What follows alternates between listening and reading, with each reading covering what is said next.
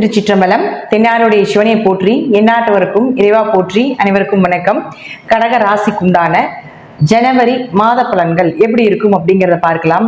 கடகராசியை பொறுத்த வரைக்கும் பார்த்துட்டீங்கன்னா, உங்களுடைய 2ஆம் அதிபதி, உங்களுடைய குடும்பம், உங்களுடைய பணம், உங்களுடைய செல்வாக்கு, இதெல்லாம் சொல்லக்கூடியவர் யாருன்னு பார்த்துட்டீங்கன்னா சூரியன் தான். இந்த சூரியன் பாருங்க, இயற்கையாகவே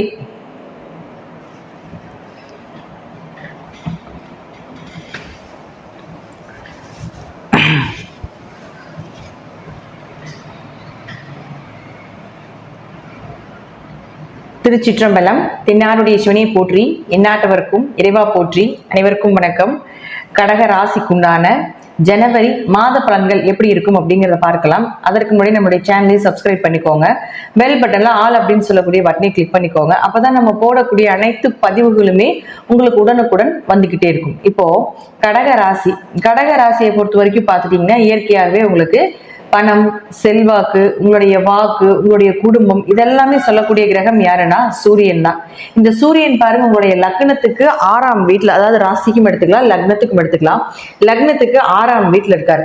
பொதுவாக லக்னத்துக்கு 6ஆம் இடத்தில் சூரியன் இருக்கும் பொழுது 2, 6 வர்ற பணம் எல்லாம் ஒன்னா கடனுக்காகவோ, நோய்க்காகவோ, ஏதாவது வட்டி கட்டியே அந்த பணம் எல்லாம் விரயமாகிறதுக்கு உண்டானதோ, அல்லது ஏதாவது வேலை வாய்ப்புகளுக்காக அப்ளிகேஷன் பண்றது, வேலைக்கு அலைச்சலா இருக்கிறது, கேஸ் ஏதாவது போட்டிருந்தா அதுல ஏதாவது பணம் விரயமாகிறது, இதெல்லாமே நடந்துட்டு இருக்குது. அல்லது குடும்ப நபர்களுக்கு யாராவதுக்கு உங்களுக்கு மருத்துவ செலவுகள் நடந்துகிட்டு இருக்கும் அப்படிங்கிறது அமைப்பு. அதுவும் பாருங்க, உங்களுடைய ஜாதகத்துல சூரியன் இங்க இருக்கிறார் 14ஆம் தேதி வரைக்கும்.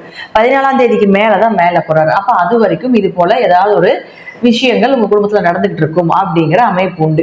அடுத்தது 14ஆம் தேதிக்கு மேல பாருங்க, ராசிக்கு 7ஆம் வீட்டுல போய் நேரா உங்க ராசியை பார்ப்பாரு. இதுதான் கடகராசி. சூரியன் நேரா 7ஆம் இடத்தை பார்க்கும் பொழுது 2ஆம் அதிபதி தன்னுடைய ராசியை பார்க்கும் பொழுது இந்த மாதம், அதாவது ஜனவரி மாதம் பார்த்துட்டீங்கன்னா உங்களுக்கு செகண்ட் ஹாஃபுக்கு மேல 14ஆம் தேதிக்கு மேல பண வரவு, குடும்ப ஒற்றுமை அதிகரிக்கும். அந்த விரயமாகக்கூடிய பணம் எல்லாமே கொஞ்சம் குறையறதுக்கு உண்டான வாய்ப்புகள், தேவையில்லாத மருத்துவ செலவுகள் எல்லாமே இல்லாம இருக்கிறது, நீங்க கொஞ்சம் ஸ்ட்ராங் ஆகிறது, உங்களுக்கு கொஞ்சம் ஆத்ம பலம் அதிகரிக்கிறது. சூரியன் ஒரு லக்னத்தையோ ராசியோ தொடர்பு கொண்டால் அவங்க தேர்ச்சி சாயிருவாங்க. சர்வ தோஷங்கள், சூரியன் சர்வ தோஷங்கத்தையும் நிவர்த்தி பண்ணி தன்னுடைய இருளை விளக்கக்கூடிய ஒரு அமைப்பு ஏற்படும். இப்போ உங்களுக்கு அஷ்டமச்சனி நடந்துட்டு இருக்கு கடகராசிக்கு மார்ச் வரைக்கும். அப்ப சூரியன் உங்க ராசியை பார்த்தோன்னா அந்த அஷ்டமச்சனியினுடைய தாக்கம் கொஞ்சம் இந்த மாதம் குறைவதற்கு உண்டான வாய்ப்புகளும் உண்டு அப்படிங்கிறது தான் உண்மை. அடுத்தது பாருங்க, உங்களுக்கு புதன். இந்த புதன் அப்படிங்கிறது 3 மற்றும் 12ஆம் அதிபதி. அவரும் பார்த்துட்டீங்கன்னா உங்களுக்கு 6ஆம் இடத்துல இருக்காரு. பொதுவாக 3 கூடையவர் பாருங்க 6ஆம் இடத்துல இத்தனை நாள் பார்த்துட்டீங்கன்னா 3 கூடையவர் பாருங்க 5ஆம் இடத்துல இருந்தார் 4ஆம் தேதி வரைக்கும். 4ஆம் தேதிக்கு மேல இந்த வீட்டுக்கு 6ஆம் வீட்டுக்கு வந்துடுவார். அதுவும் ஒரு 20 நாள் தான். 4ஆம் தேதியிலிருந்து 24ஆம் தேதி வரைக்கும் தான் அந்த இடத்துல இருப்பார்.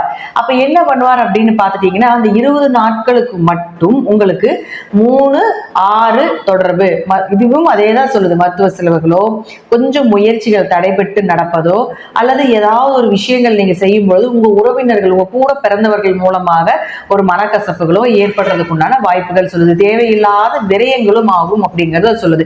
அதுவும் குறிப்பிட்டு எத்தனாம் தேதி, அந்த 20 நாள் சொன்னோம் இல்லைங்களா, அந்த 20 நாள் மட்டும் தேவையில்லாத விரய செலவுகள், தேவையில்லாத பயணங்கள், பயணத்தினால ஒரு மனக்கசப்புகள், பயணத்தினால உடம்பு வலி, தலைவலி, இதெல்லாம் வர்றதுக்கு உண்டான வாய்ப்புகள் உண்டு. இதுவே இன்னொரு விஷயம் என்னன்னு பார்த்துட்டீங்கன்னா, இந்த இடம் தனுசு ராசியாக இருக்கிறதுனால இந்த 12ஆம் அதிபதி தனுசு ராசியில் இருக்கும் பொழுது தீர்த்த யாத்திரை செல்வதற்குண்டான ஒரு சிறப்பான காலகட்டங்கள் அப்படிங்கிறது நம்ம எடுத்துக்கலாம். அப்ப யாராவது இங்கிருந்து உள்ளூர்ல இருந்து வெளியூர் போறது, தீர்த்த யாத்திரை போவாங்க, வெளியூர் வெளிநாடு எங்காவது போகணும் அப்படின்னு நீங்க நினைச்சீங்கன்னா, கோயில் சார்ந்த ஆன்மீகம் சார்ந்த விஷயத்துக்கு அதுவும் குடும்பத்தோட சேர்ந்து போயிட்டு வரக்கூடிய ஒரு வாய்ப்பையும் இந்த மாதம் உங்களுக்கு கடகராசிக்கு ஏற்படுத்தி கொடுப்பார் அப்படிங்கிறது தான் உண்மை. சரிங்களா?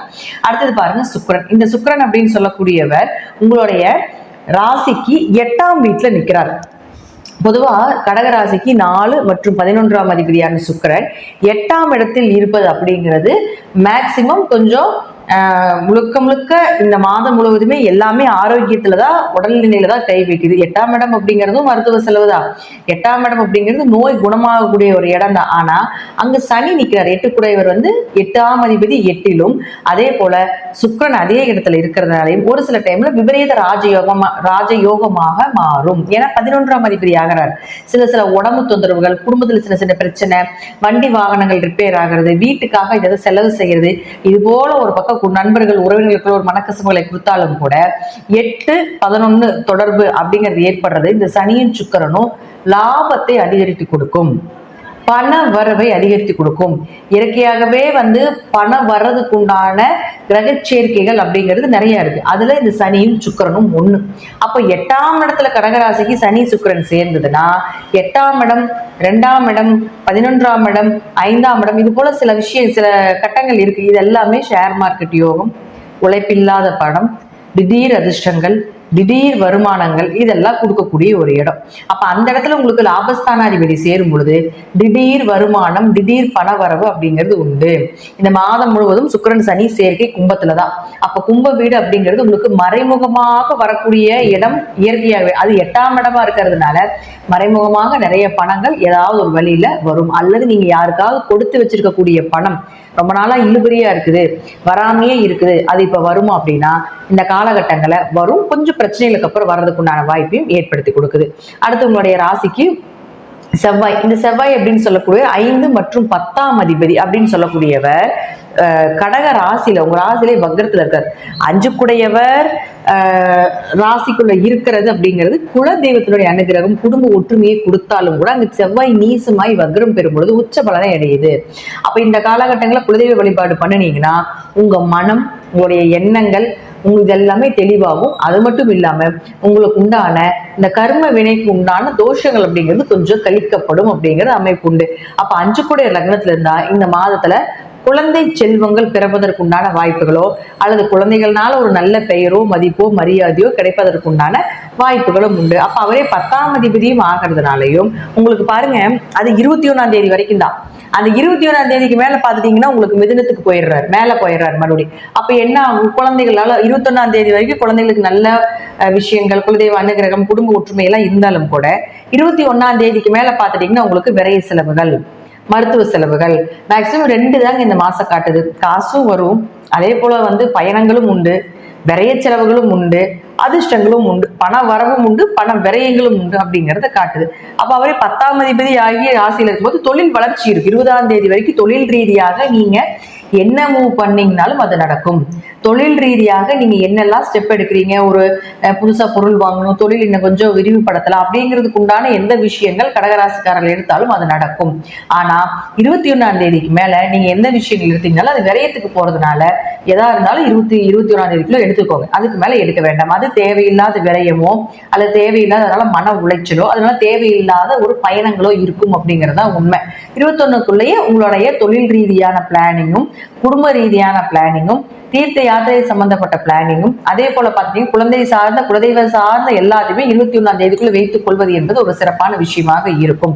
கடகராசிக்கு அடுத்தது பாருங்க குரு பகவான். இந்த குரு அப்படின்னு சொல்லக்கூடிய உங்களுடைய ராசிக்கு 6-9ஆம் அதிபதியாய் வக்ரமாயிருக்கார். பிப்ரவரி 4ஆம் தேதியோட வக்ர நிவர்த்தி ஆகுது. அது வரைக்கும் ஏதாவது கடன் சார்ந்தோ நோய் சார்ந்தோ இருந்து கொண்டே இருக்கும் அப்படிங்கிற ஒரு அமைப்பு உண்டு. அதனுடைய பதிவுகள் எல்லாமே நான் உங்களுக்கு முதல்லயே கொடுத்துருக்கேன். அதை நீங்க பார்க்கும்பொழுது உங்களுக்கு அது தெளிவா புரியும் அப்படிங்கிற அமைப்பு தான் இருக்கு.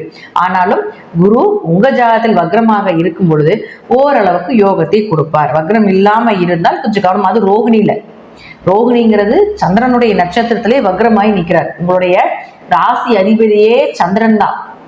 அப்ப என்ன உங்களுக்கு மனக்குழப்பங்கள், கொஞ்சம் கோபங்கள், கொஞ்சம் பிடிவாத குணங்கள், உங்களை யாரும் புரிஞ்சுக்கலையே அப்படின்னு சொல்லக்கூடிய இயக்கங்கள், இது எல்லாத்தையுமே இந்த சந்திரன் குரு ரோகிணியில் இருக்கும் பொழுது உங்களுக்கு ஏற்படும் அப்படிங்கிறத முற்றிலும் உண்மை. அதே போல இப்பெல்லாம் எது பூர்வீக சொத்து சம்பந்தப்பட்டது, பூர்வீக ஸ்தானம் சம்பந்தப்பட்டது, அப்பா ரீதியாக வரக்கூடிய ஏதாவது ஒரு சொத்துக்கள் ரீதியாக எதையுமே இப்போ மூவ் பண்ணாம இருங்க. கொஞ்சம் அதெல்லாமே கொஞ்சம் பிரச்சனைக்கு அப்புறம் தான் வரும் அப்படிங்கிறதுனால கொஞ்சம் பார்த்து கவனமா பிப்ரவரிக்கு மேல அது சார்ந்த விஷயங்களை நாம மூவ் பண்றது அப்படிங்கிறது ரொம்ப நல்லது. கடகராசியை பொறுத்த வரைக்கும் பார்த்துட்டீங்கன்னா இந்த மாதம் சூரியன் உங்க ராசியை பார்க்கிறதுனாலையும் அதே போல குருவினுடைய குரு பலன் அப்படிங்கிறது இந்த கடகராசிக்கு இருக்கிறதுனாலையும் ஓரளவு பிரச்சனைகளை சமாளிக்கக்கூடிய அமைப்பை ஏற்படுத்தி கொடுக்கும். பணம், திடீர் வருமானங்களும் வரும், திடீர் அதிர்ஷ்டங்களும் உண்டு, அதே போல திடீர் விரயங்களும் உண்டு. மருத்துவ செலவுகளும் ஈக்குவலா இருக்கும். அதாவது 50% நல்ல யோகத்தையும் 50% வர்றது இன்னொரு பக்கம் போறதுக்கு உண்டான வாய்ப்புகளும் உண்டு அப்படிங்கறத நம்ம தெரிவிச்சுக்கிறேன். அதே போல உங்க ஜாதகத்துல தசாபுத்தி கூடி நான் சொல்லக்கூடிய கருத்துக்கள் சிறிது மாறுபடலாம். நன்றி. மீண்டும் ஒரு நல்ல பதிவுல சந்திக்கலாம். திருச்சிற்றம்பலம், தில்லையம்பலம், ஸ்ரீ நரசிம்மர் திருவிழி சரணம்.